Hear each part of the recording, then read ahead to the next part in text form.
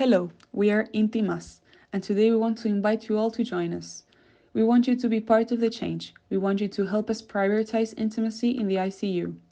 According to studies by the nursing diploma at the Son Dureta University Hospital in Spain, empathy from healthcare personnel is one of the most valued qualities perceived by patients and their families.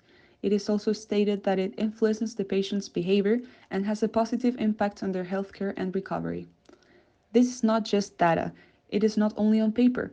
These are real facts and the necessity that we observed during our field research, conversations with the Marcoleta staff itself, and interviews with former ICU patients and other healthcare professionals.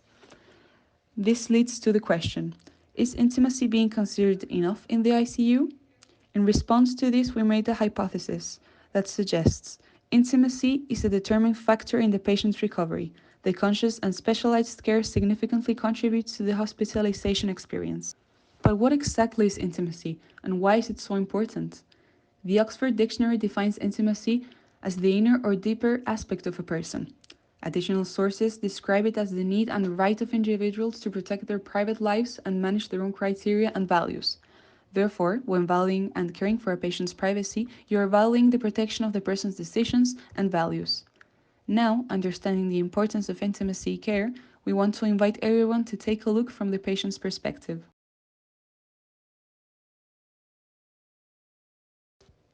Camila, an active, cheerful, and empowered 32-year-old, unexpectedly entered the ICU on February the 7th, 2023, due to a thrombosis caused by birth control pills.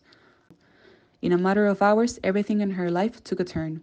Suddenly, she found herself in the emergency room, hearing the diagnosis of pulmonary thrombosis caused by birth control pills. She couldn't believe it.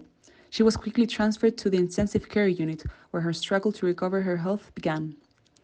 Adapting was difficult. She was not used to being unable to take care of herself, and although she understood that she wasn't in a condition to be 100% autonomous, the idea of having to depend on others overwhelmed her. The medical procedures necessary for her recovery, executed with the best intentions, remained very unfamiliar to her. They told her not to worry, that they were used to perform gentle washes every day, but that made her feel even more overwhelmed. She wasn't used to undergo those procedures exposing herself to strangers. She felt ashamed of being embarrassed and uncomfortable, but she couldn't help it. Because of the numerous unfamiliar procedures and the rapid speed, the new faces coming in and out of her room, she felt like an object of study rather than a person. After 4 days, she felt physically better and was more resigned to the procedures, but then her period came. She asked for a sanitary pass and missed her home more than ever. They told her that she had to bring those supplies from home, but then offered her hospitalization underwear, which seemed similar to a kiwi mesh. She would have liked to be reminded that this could happen so that their family could have been repaired. 6 years after her admission, she finally received medical clearance. However, the struggle did not end there.